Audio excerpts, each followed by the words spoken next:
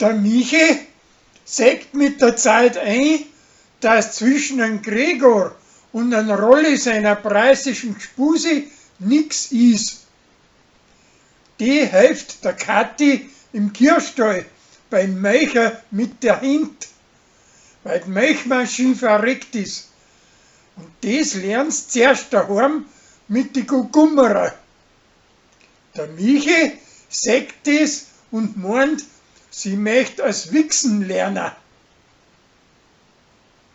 Sarah findet es nicht schön, dass von der Tina angelogen worden ist, wegen der Geschichte mit dem Pfarrer.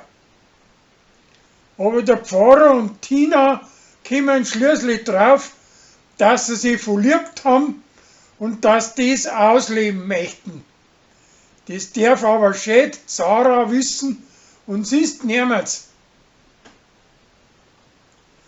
Die Rosi hat wollen, dass einer nach Lansing gekommen ist, der wo nachher mit einem Film im Netz das ganze Dorf ausrichtet.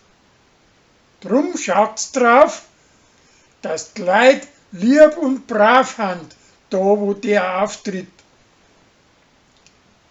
Die Rosi hat einen mordsmäßigen Hass auf seinen Vater, den alten Kirchleitner Franz, weil er so garstig gewesen ist.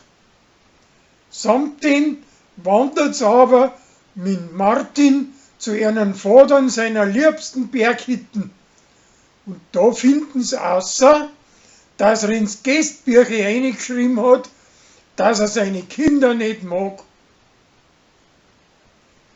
Das Hummerl möchte seine Holzerschuhe für einen guten Zweck versteigern lassen.